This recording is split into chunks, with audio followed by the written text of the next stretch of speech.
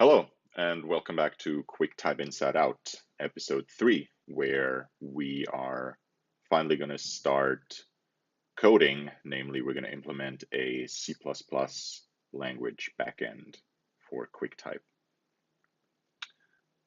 And as it turns out, there are a bunch of different libraries for reading JSON in C++.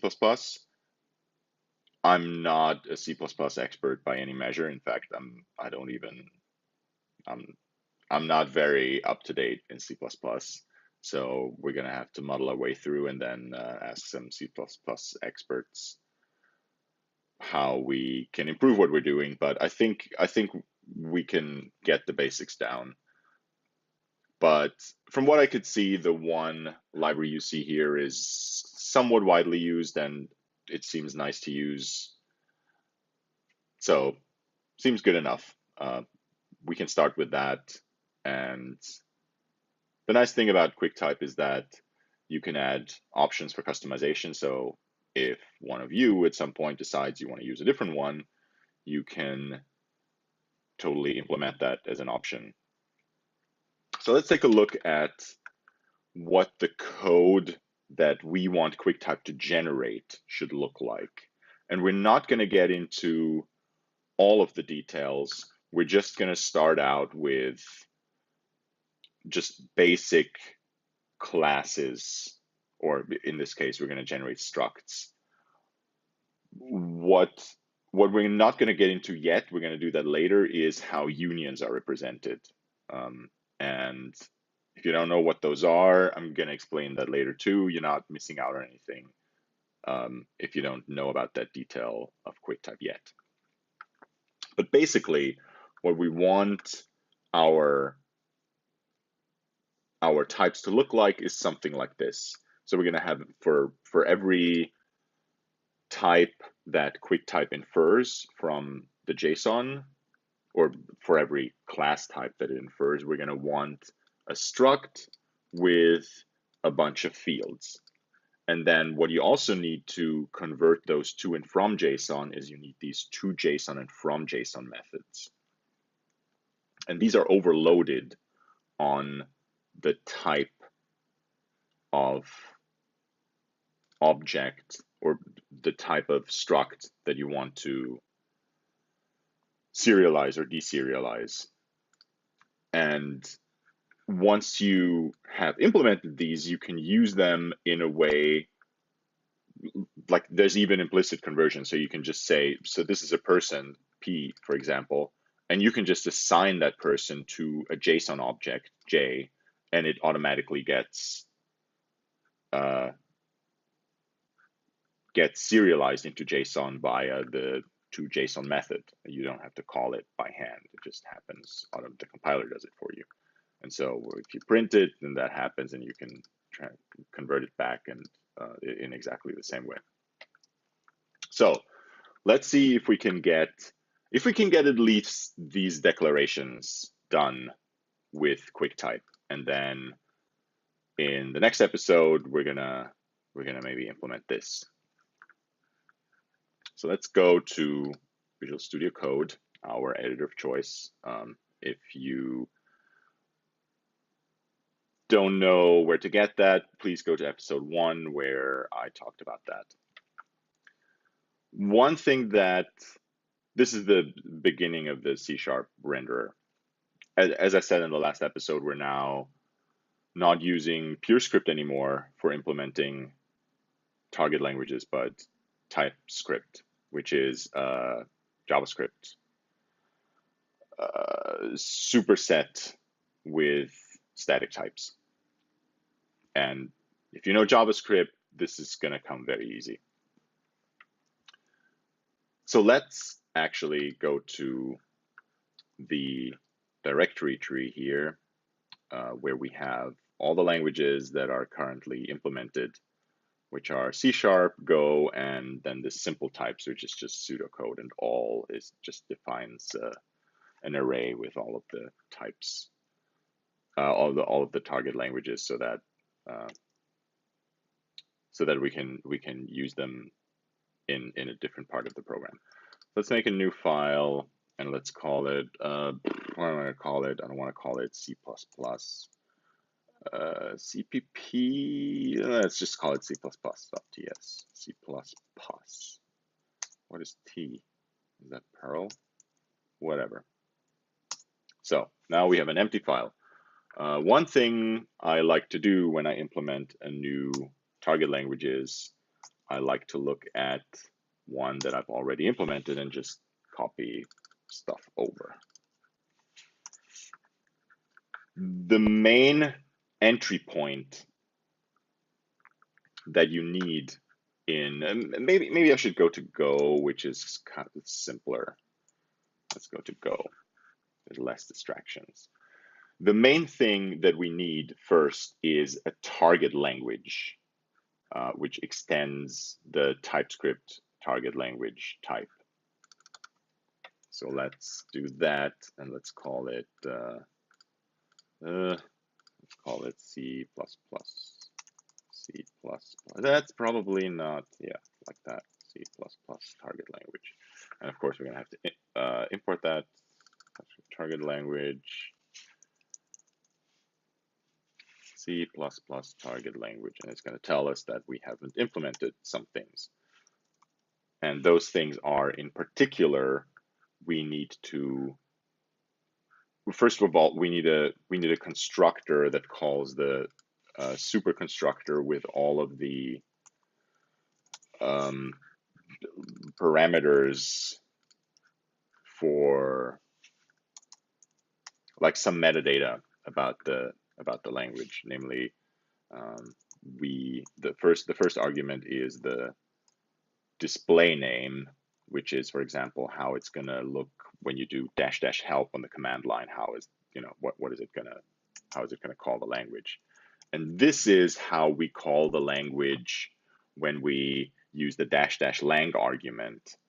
And you can give more than one. So I'm going to give C++, and I'm also going to give CPP, CXX, probably not.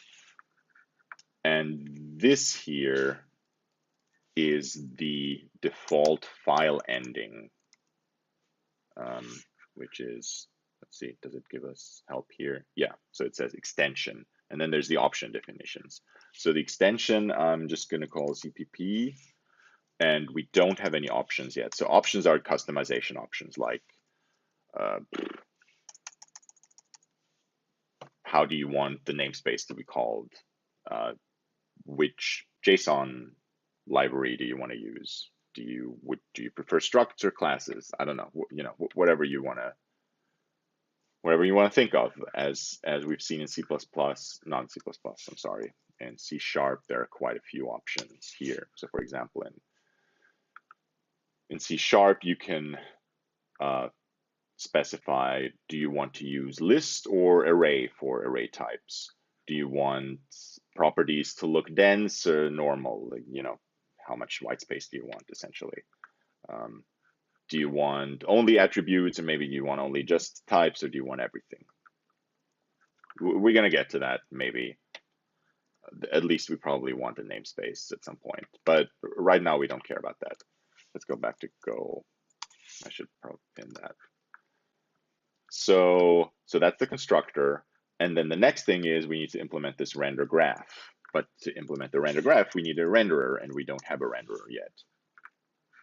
Also, we need the top levels, and we don't have any options to pass to the renderer. So the renderer is instantiated here, but we don't have it yet. So that's what we're going to write next. And the top levels are in type. And we're probably going to need a lot of this stuff, but I'm gonna, whatever, I'm lazy. I'm gonna keep it all in and then delete it if I don't need it anymore. So let's start with, or let's continue by implementing the renderer. So the renderer, this target language thing, there is only one of these. And it only contains metadata. It's not modified. It's an immutable object. So it tells the command line driver or the web UI what the language is called, what kinds of options there are, but then it also has this method which can actually, which is supposed to actually render a given intermediate representation of what we know about the JSON stuff into C++ code. And it does that via the C++ renderer, which keeps state, like all the lines of code that have been produced so far. And which means that the C++ renderer is instantiated whenever we want to render a new output. So we have this convenience renderer class, which does a lot of things that are somewhat tedious, and we don't want to do them by ourselves. But in exchange for that, the convenience renderer asks us to define a few things, which is what we're going to do next. So let's take a look at what that is. Oh, name styles. All right. So here's the thing. When we read the JSON, we infer names for all the types. So here, for example, there's this thing which we make a type out of. And because the attribute that it's in is called actor, we're going to call the type actor. But notice that in Go, this starts with an uppercase letter, but this starts with a lowercase letter. And that's because we have so-called name styles. So in some languages, some names are not allowed at all. Like, for example, you could have a space in here, which is not allowed in Go at all in a name. So that's one thing that the name style does. Another thing that the name style does is it makes the name conformant to the conventions of that programming language. So in C++, there's probably a lot of different conventions, and for sure there's some things that are not allowed, like you can't have spaces in a name. But I think we're going to use camel casing starting with lowercase letters, maybe. Maybe that will also be a customization option. But in any case, we need to implement it. And to add insult to injury, the convenience renderer lets us define 3 different name styles, namely name style for top level types, name style for, we're going to get to the top level stuff later. We're not going to bother with that. Then name style for types and name style for properties within the types. And in Go, all these are all the same. They're probably also all the same for us here. So I'm just going to call that CPP name style. And now, of course, I have to define it. So let's just take this here and just copy that and change it up a little. So what we want is, of course, I should explain this. So legalize, this is function legalize characters, which actually returns another function given a function. Let me get that from where it's from. It's in support, yes. So let's just copy all of support.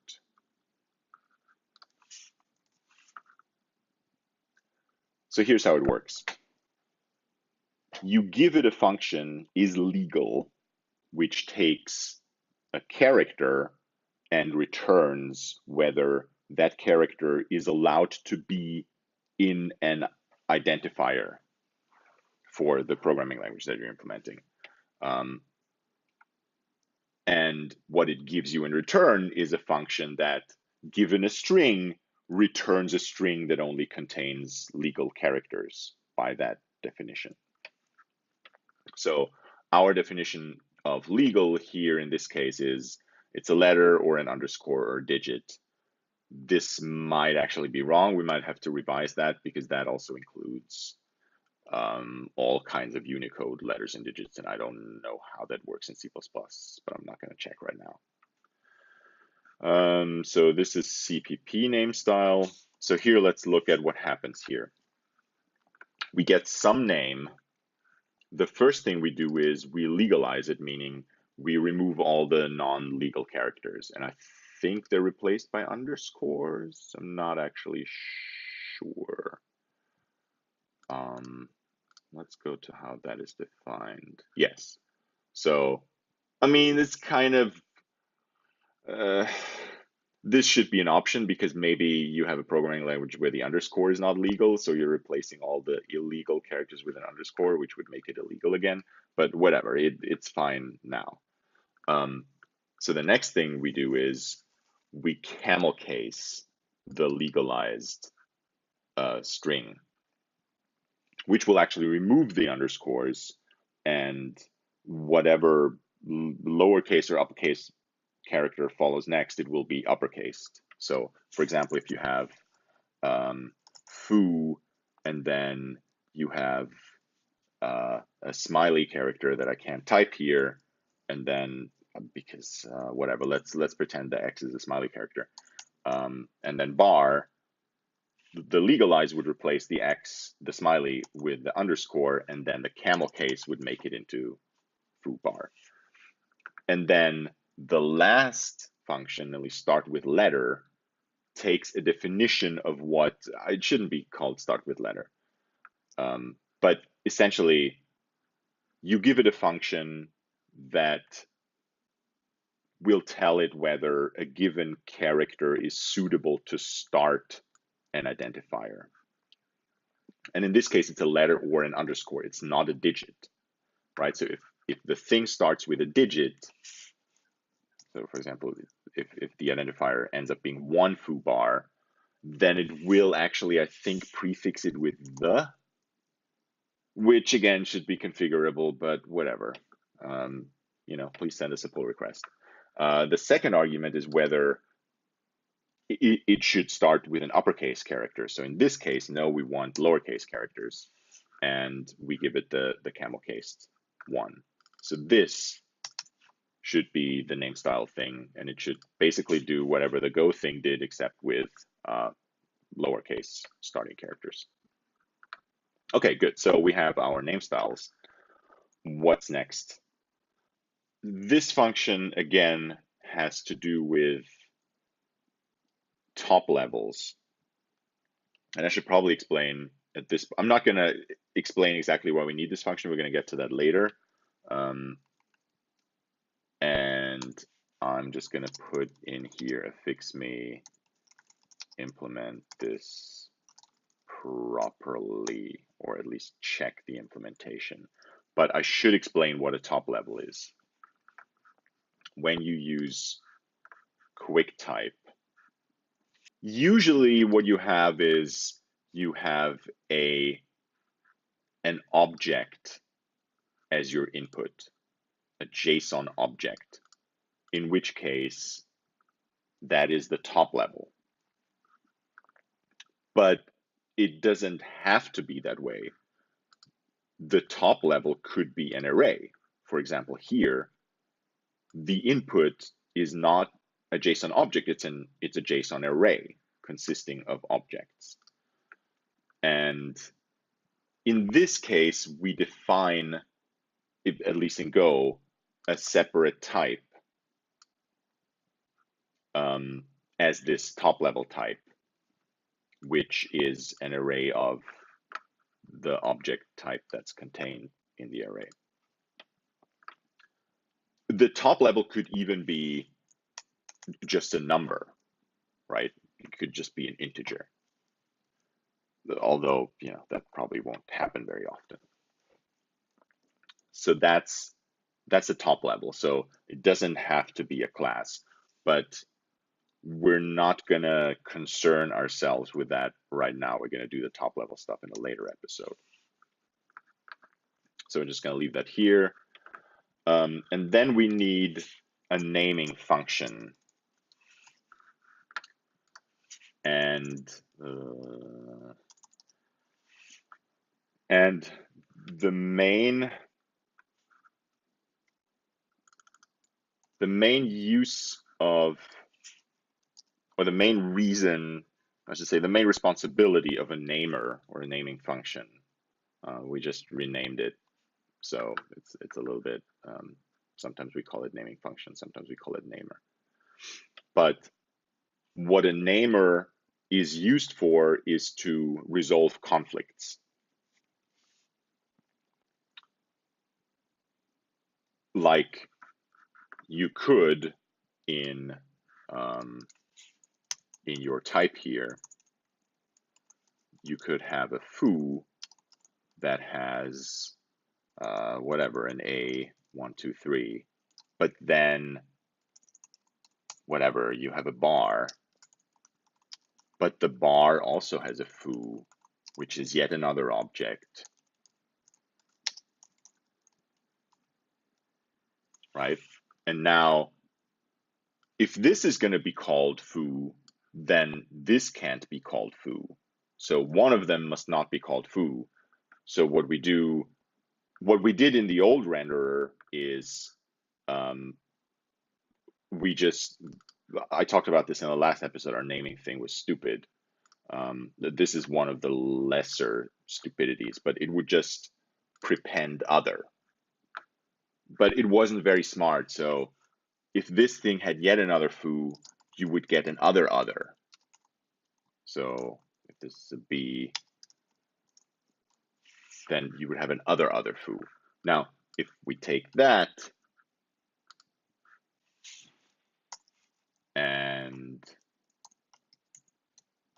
I should make that larger, pv paste to temp foo.json scripts quicktype lang go temp foo.json, you'll see that we make nicer names.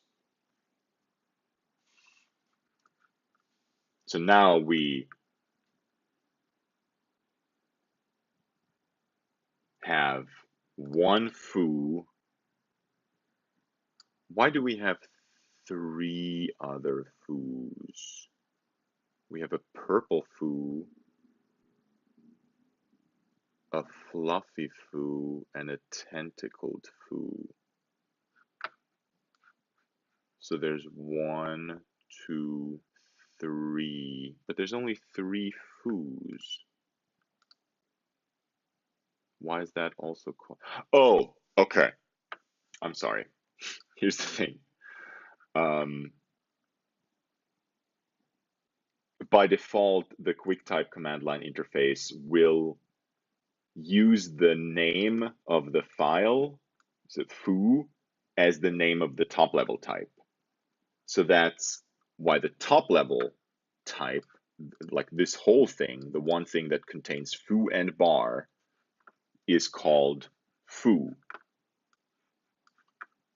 right? So this is called foo, and the top level type is not up for negotiation. So if you specify the top level type on the command line, or if it's inferred from the file name, it's fixed. It won't be changed.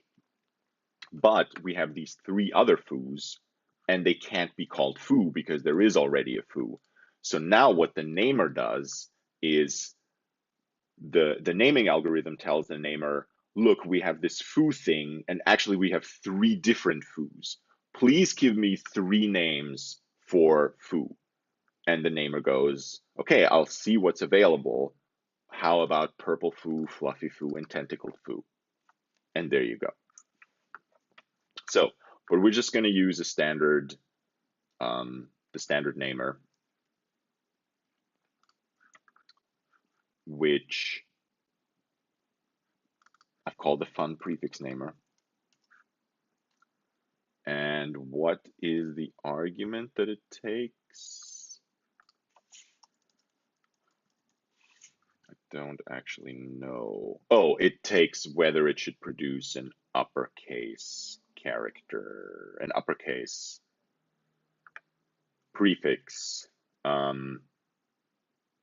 That's actually a thing that I still need to fix. So the namer should actually be parameterized with the name style, right? So here we have two different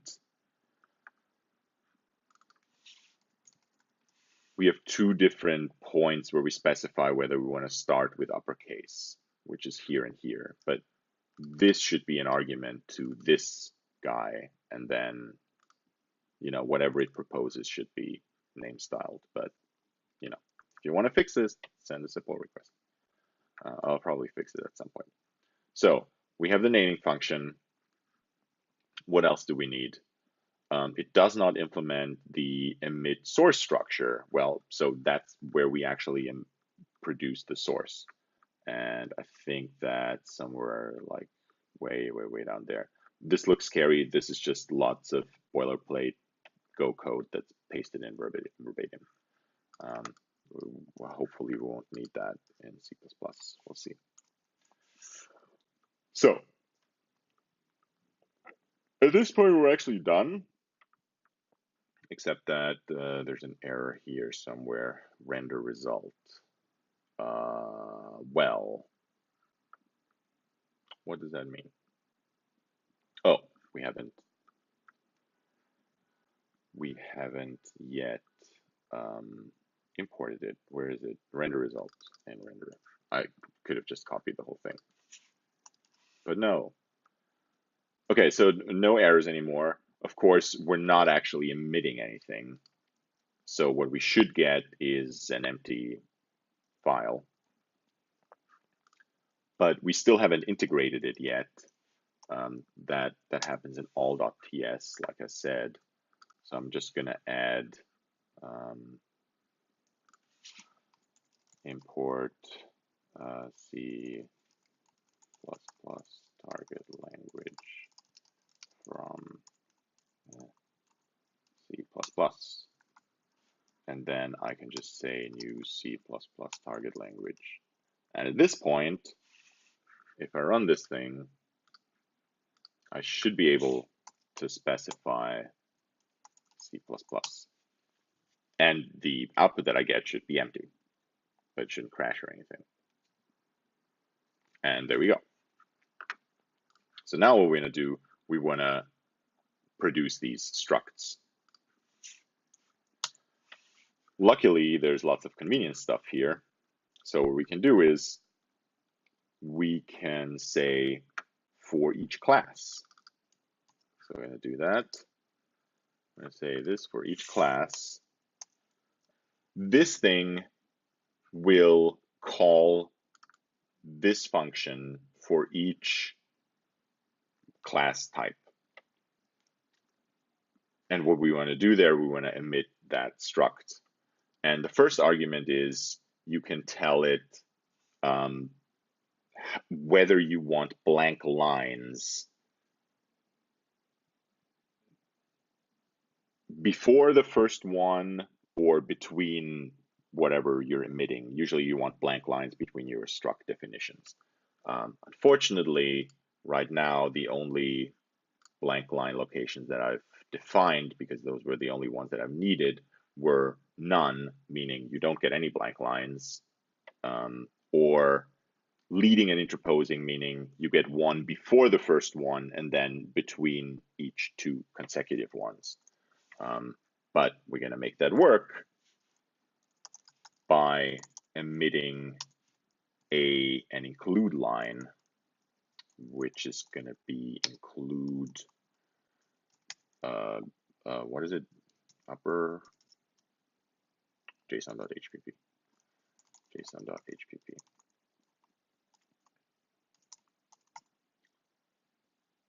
So then that will also emit a new line between those lines.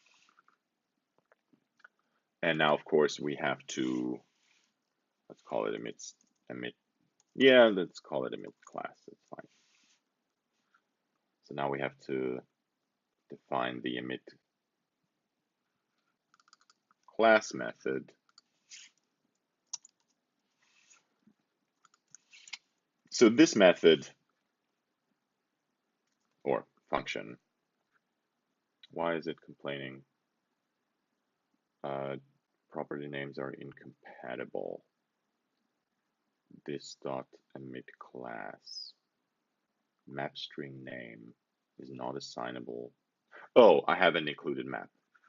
Yes, it gives you weird messages when you're missing something like this from immutable. So now it's not complaining anymore. Immutable is, it defines immutable data structures like maps. Ordered maps are really nice, and sets and ordered sets and stuff like that.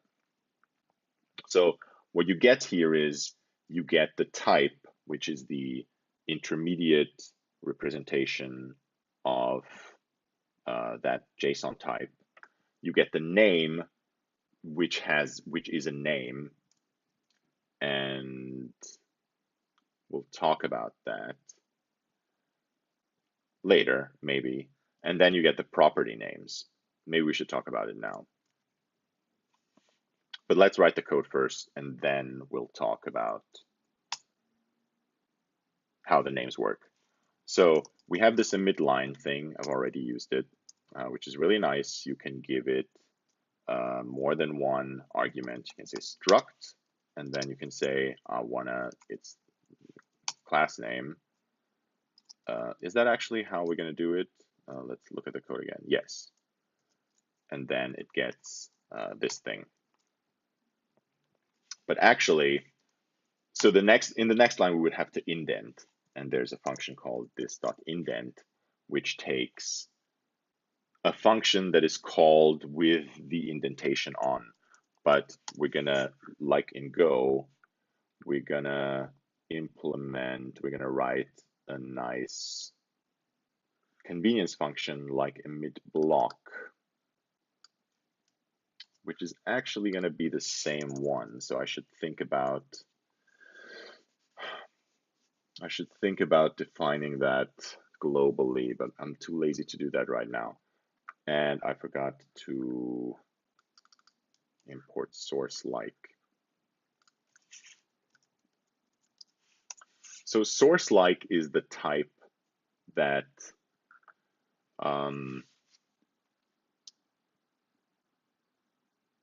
that can later be easily serialized into the actual output source.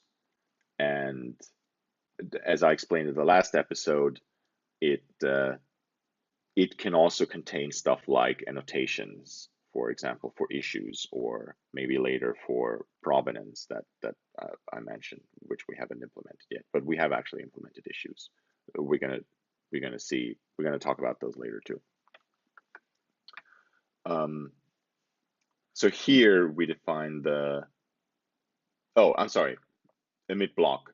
So what this thing does is it takes a line which is a source-like, and it turns out that a source-like can be an array of source-likes, in which case those are all concatenated. And then it takes a function that is run with indentation on. So this is an emit block, and this is the start of, like, the first, the declaration of, or whatever you want to call it, everything up until the curly brace, and it also adds the space here. So we don't need the curly brace here, but we do need what's in the block. And what's in the block is one line for each property with the type. Unfortunately, we don't know the types yet either. So we're gonna have to write a function to do that. But for now, we're gonna be lazy. We're just gonna output the names, which we do have. namely they are in the property names. I am a little confused though now because I was unfortunately on the wrong branch. In the latest branch, the property names are actually an ordered map, and they are an ordered map because because the convenience renderer sorts the properties by name.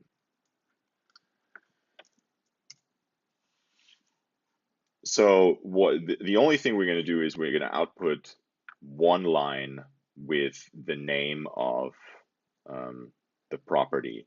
And now I should tell you what this maps to. So there's two things. There's two things here. It maps from the name of the property in the JSON to the name of the, in this case, member variable in the C++ type, which obviously has gone through the, the naming, the whole naming rigmarole that we've had. But what we want to output is this one. We could also output a comment with this one just to see what it looks like. So all we need to do is do a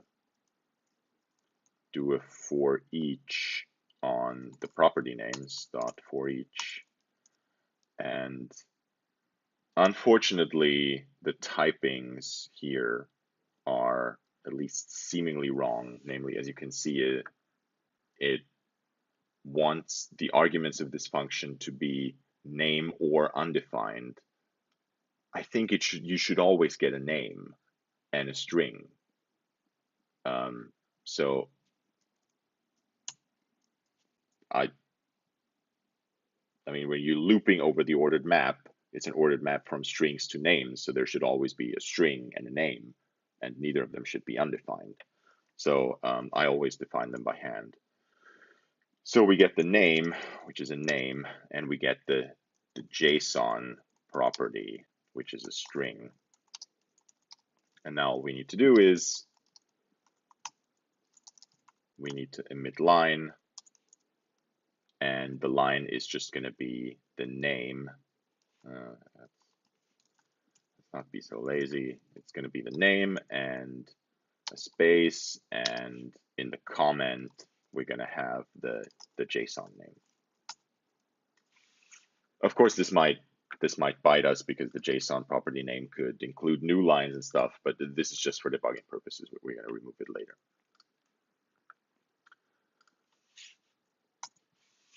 So yeah, at this point, if we run this, we should get these structs, which are not complete yet because they don't have the type, but at least we should get something. So let's do that. Let's run it on foo. Foo is not terribly interesting, but it'll give us an idea of what's going on. And there we are. So you can see that this is our top level type foo, which has a purple foo. Ha, that's a bug. Yeah, that's totally a bug. So the weird thing that it did was, instead of making this lowercase and this uppercase, it did it the other way around. So I need to fix that, definitely. But other than that, we can see that all of this makes sense. So all of the attributes are there. And let's do it with maybe the inputs JSON samples with the Pokedex. There's a lot more attributes there. So what I'm going to do is we're going to end it right now. In the next episode, I will have that stuff fixed because we can't have that. Let's do maybe the GitHub. I think the GitHub has collisions too. And then we're going to implement the structs with all of the actual types, because QuickType doesn't know what C++ types are. So we're gonna have to write a function that looks, what does it look like? Something like this, a function that maps from quicktype types to C++ types, which isn't terribly complex. But I don't want to do it right now, and I want to fix that bug. So see you in the next one.